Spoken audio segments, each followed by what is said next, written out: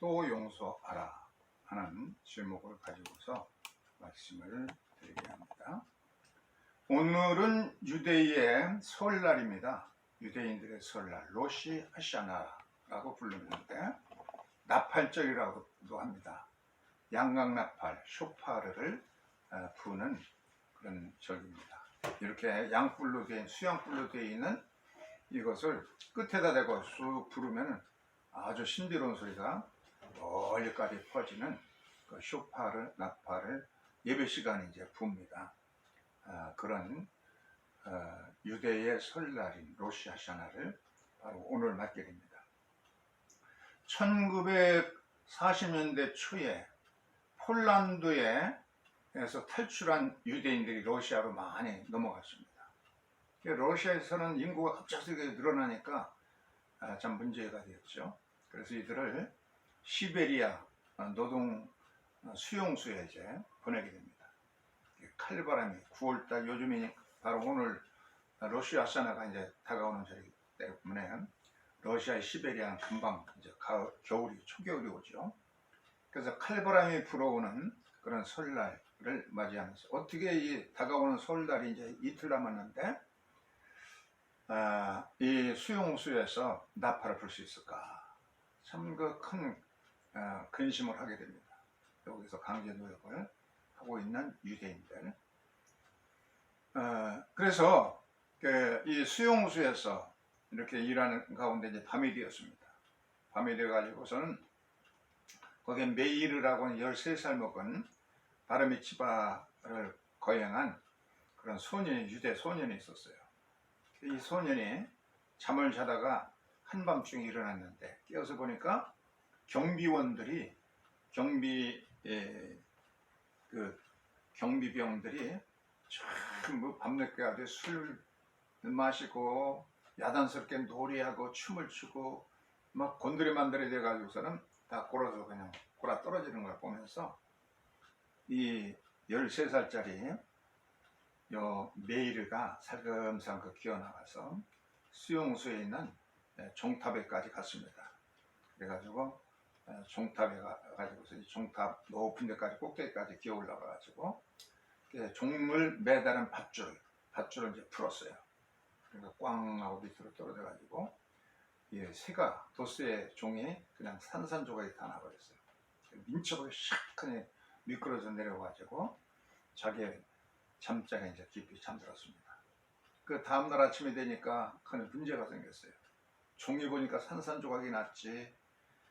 이 수감자들을 전부 동시에 깨우려면은 종을 치든지 그렇게 해야 되는데 어떻게 할지 모르고 발을 동동거리면서 난처한 입장이 되었습니다. 그때에 미리 그 메이르가 자기 삼촌에게도 알리고 자기 할아버지도 알려줬습니다. 종이 다 깨졌기 때문에 할아버지가 쇼파르 나팔을 늘 불던 그런 쇼파르를 간직하고 있으니까 그것을 풀어서 기상나팔을 쓰면 좋겠다. 그런 로시 하샤나가 되어서 우리가 쇼파르 나팔을 들을 수 있지 않겠느냐. 그래서 속으로는 다 이제 그렇게 합의가 됐는데 삼촌이 나가서 사령관에게 얘기했습니다. 지금 기상시키지 못해서 난처하신데 좋은 방법이 있습니다. 우리가 기상나팔을 하나 가지고 있습니다. 그러니까 그러냐? 그걸 가져와라. 그래서 그 쇼파르 나팔을 갖다 줬어요. 그 사령관이 그럼 내가 불이야지 하면서 그냥 입에다 대고서는 나팔을 가지고 아무리 세게 불어도 소리가 안 나는 거예요. 이게 가짜 아니야? 왜 소리가 안 나는 거야? 이것은 전문 나팔수가 쇼파르 나팔 부는 나팔수가 불어야만 소리가 납니다. 그런 사람이 어디 있느냐? 그때 메이르 13살짜리 메이르가 저희 할아버지가 평생 동안 그것을 부는 전문 나팔수이십니다. 그래 그럼 빨리 모시고 오도록 해라. 할아버지 가서 부르니까 아주 신비롭게 아주 나팔 평생 동안 해당에서 이 나팔절 때마다 불고 절기 때마다 불던 숨을 부르니까 감탄했어요. 그러면 이 종을 다시 제작할 때까지 시간이 많이 한 달쯤 걸리니까 그때까지 전문 나팔수 역할에서 기상나팔을 불고 위급한 때 나팔을 불도록 해라. 그 임명을 받았습니다. 소문이 삽시간에 모든 유대인 수감자에게 퍼졌습니다. 야, 내일 로시 하샤나인데 이 양뿔 쇼파르 나팔을 못 듣는 줄 알았더니 이제 듣게 되었구나. 그냥 기대에 차가지고선 밤을 지새가지고 아침에 동이 들 때 정말 숨지으면서 기다렸어요. 정말 나팔을 불까? 쇼파르 나팔을 우리가 금년도 들으면서 복되게 하루 한 해를 시작할 수 있을까? 그냥 두근거리는 마음을 가지고 이제 있는데 이 정말 쇼파르 나팔을 할아버지는 이제 불었습니다. 그러니까 그 소리를 들은 유대인들 전부 일제에 뛰쳐나와가지고서는 감격해서 얼싸안고 울으면서 이 수용소 안에서도 우리가 쇼파르 나팔을 불게 되었다니 어머니 뱃속에 있을 때보다 해당이 가서 그 나팔 소리를 듣고 자랐기 때문에 이게 이 유대인들에게는 이게 보통 나팔이 아닌 겁니다. 이 쇼파르 나팔이 영혼을 깨우는 것이고 하늘을 여는 힘을 주는 것이고 소망을 주는 쇼파르 나팔을 교도소 안에서도 수감자들이 듣게 된 것을 감격하면서 하나님께 감사의 찬송을 드렸고 13살 먹은 이 메이르도 너무나 감탄했어요. 나팔 소리가 이렇게 양각 나팔 소리가 우리 민족을 이렇게 힘있게 하고 소망을 주다니 감격하면서 그 해를 맞이할 새해를 맞게 되었습니다. 오늘의 본문은 마태복음 18장 21절로 35절까지 나오는 그 본문 가운데 속하는 건데 여기에 보면은 예수님의 용서에 대한 가르침이 있는데 용서에 대해서 예수님 마태복음에서는 굉장히 강조합니다. 다른 마가복음, 누가복음, 요한복음보다 마태복음은 굉장히 그 마태복음의 핵심이 바로 용서에 관한 가르침이라고 볼 수가 있어요. 용서에 대해서 당시 유대인들은 랍비 요셉 벤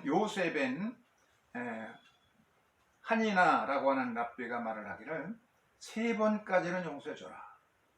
사람을 너무 용서해주면은 그냥 사람들이 좀 뭐라고 그럴까 너무 방황하고 너무 자유분방하고 그렇게 흘러가기 쉬우니까 3번까지만 용서해줘라. 그렇게 가르쳤어요, 유대인들에게. 그래서 예수님께 베드로가 나와서 뭐라 하냐면은 유대인들로는 이렇게 가르쳤지만 우리가 예수 그리스도의 제자로서 7번까지 용서하면 되겠습니까? 하고 예수님께 아뢰었어요. 그러니까 예수께서 들으시고 베드로는 칭찬을 받을 줄 알았어요. 그래서 예수께서 7번을 70번까지라도 용서해야 된다 하면서 하나의 예화를 들어서 설명해 줬어요. 유대 랍비가 가르치는 것은 3번까지만 용서해라. 베드로는 7번까지 용서해 주겠습니다. 그런데 예수께서는 아니다. 7번을 70번까지 해라. 77이 490번까지라도 용서해야 된다. 무한정으로 용서하라는 말씀이죠. 그러면서 예수께서 10,000달란트 빚진 종에 대한 비유를 들어서 말씀했습니다. 어떤 임금에게 신하 가운데 10,000달란트 빚진 신하가 있었어요. 그걸 불러다 놓고 이제 계산을 했어요. 회계를 했어요. 너희 10,000달란트를 내게 빚졌는데 이거 언제까지 갚을 거냐? 그러니까 이 신하가 액을 복구하면서 조금만 참아주세요. 제가 전부 갚아드리겠습니다. 임금 생각에 갚을 수가 있는 금액이 아닙니다. 그래서 네가 아무리 이렇게 이 많은 금액을 갚을 수가 없으니까 내가 탕감해 주겠다. 그러니까 이게 얼마나 이 사람 신나겠어요. 이 금액이라는 것이 엄청난 겁니다. 1달란트는 순금 34kg입니다. 그래서 이 금으로 어젯밤에 이걸 조사해 보니까 2023년도 9월 달에 소매 가격이 얼마냐면은 금 한 돈이 3.7g인데 요 한돈 가격이 얼마냐면 31만 원이야. 지금 현재 시가로 31만 원이면 1만 달란트면은 그게 얼마나 되냐면은 310조 원에 해당하는 거예요. 우리나라 그 1년 예산이 얼마인지 모르지만 이런 1년 예산, 한 나라의 1년 예산에 해당하는 그런 엄청난 돈이죠. 이걸 탕감받아 쓰니까 대단한 것이죠. 이거 그리고 다르게 계산하는 방법이 있어요. 더 쉽게 계산하는 방법이 있는데 한 달란트는 6천 데나리온입니다. 한 데나리온이 노동자의 하루의 품삯입니다. 그러니까 6천일분입니다. 한 노동자가 6천일 동안 하나도 쓰지도 말고 옷도 사입지 말고 밥도 해먹지 말고 그냥 그 몽탕 벌어서 모아놓을 돈인데 이 만 달란트가 되면 얼마나 되냐면 6억일 동안의 품삯에 해당합니다. 그럼 뭐 사지도 말고 그냥 그게 받은 금액을 그대로 저축해야 그렇게 되는 거예요. 그러면 이게 6억일이니까 1년 365일로 계산하면은 164만 3,835년 동안 모아야 될 돈이야. 한 노동자가 100억 년 동안 모아도 부족한 돈인 겁니다. 평생 20세부터 70세까지 노동할 수 있다고 해도 50년 노동하는 것인데 그렇게 해봤자 18,250일 동안만 일할 수가 있어요. 50년 동안 한 노동자가. 그러니까 그렇게 해보면 만 달란트가 되면은 뭐 그냥 상상할 수도 없는 거죠 이게. 엄청난 돈, 한 나라의 1년 예산에 해당되는 그런 돈을 탕감받았어요.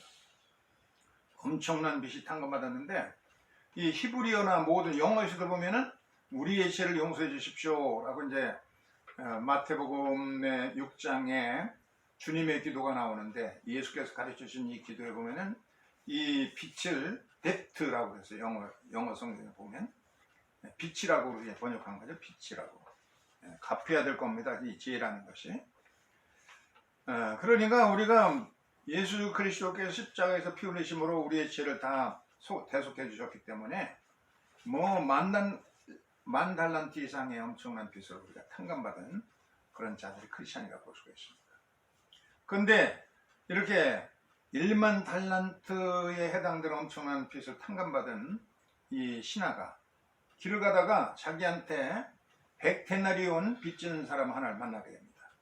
그래가지고 만나자 그냥 화가 그냥 일어났어요. 그래서 이 고약하나 내가 지금 임금님한테 시달리다 왔는데 너 나에게 빚진 200데나리온을 빨리 갚아라 이놈아. 그래서 그냥 호통을 치고 그의 목을 잡고 그냥 괴롭히면서 당장 갚지 갚으라고 그러면서 감옥에 가두어서 그랬어요. 여기 이제 금화로 계산하면 이제 한 데나리온이 100데나리온의 값어치가 있는 돈입니다. 우리 돈으로 한 1,000만 원가량 되는 거예요. 하루 품삯을 10만 원으로 계산했을 때. 그러면서 자기의 사설 감옥에다 그냥 가져다 놨어요. 동료 신하들이 그냥 세상에 어찌 이럴 수가 있는가. 자기는 임금님한테 1만 달란트의 빚을 탕감받았는데 근데 고작 그냥 자기한테 조금 빚진 사람을 저렇게 목을 잡고 그냥 끌고 다니다가 감옥에다 쳐놨으니 이런 천일공노할 놈이다. 그러면서는 이 임금님께 가서 사실을 이실직고합니다. 우리 현재 요즘 새로 만든 사자성어 신조어 가운데 강약, 약강이라는 말이 있어요. 그건 뭐냐면 강자에게는 약하고 약자에게는 강하다 하는 게 신조어인데요. 세상이 그렇잖아요. 강한 사람 앞에는 비굴하게 엎드려서 살살 기고 자기보다 힘없고 약한 사람들은 그냥 목을 막 꽉 잡고서는 짓누르고 괴롭히는 꼰대 정신 같은 그런 일을 1만 달란트 탕감하는 사람입니다. 자기의 조금 빚진 사람을 가지고 괴롭히고 목을 잡고 끌어다 감옥에 쳐넣었으니 얼마나 비열하고 잔인하고 가혹한 행위겠어요. 아무리 채무자가 빌었지만 손이 바리도록 빌어도 들어주지 않았습니다. 감옥에 가두려고 그 빚을 다 갚도록 그렇게 했으니까 동료들이 알고서 몹시 분개해서 왕에게 고자질했습니다. 우리에게 이렇게 엄청난 용서를 받았으면은 그 자비심에 본받아가지고 자기도 자기에게 조금 잘못한 사람들을 용서하며 살아야 되는데 그렇게 못하는 겁니다. 조지 버틀러라고 하는 사람은 뭐라고 그랬냐면 우리가 분노가 치밀으면 그게 삭혀져야만 용서할 수 있다 그렇게 말했어요. 분노가 치밀으면 1만 달란트 탕감받은 사람도 그냥 자기한테 조금 빚진 사람 보니까 막 그냥 분노가 치밀어가지고서는 다 득달해야 되고 목을 조르고 와서는 감옥에 쳐넣는 그런 분노가 이글거리면 용서할 수 없다는 겁니다. 두 번째는 용서를 위해서 과거의 아픈 사건들 이것을 망각하는 것이 필요하다.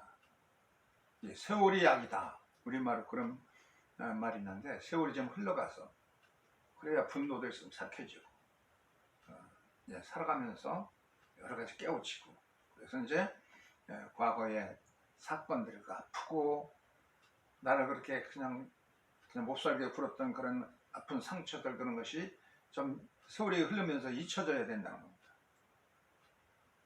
망각의 세월이 좀 필요하고 그래서 우리 성경 속에 보면 무슨 말씀이냐면 에베소서 5장 18절에 세월을 아끼라. 이 아끼라라는 말이 세월을 구속하라는 뜻이고 본래 상태로 돌이키라 그런 뜻이 되는 겁니다. 히브리어로 말하면 이제 티쿤이라는 말이 있어요.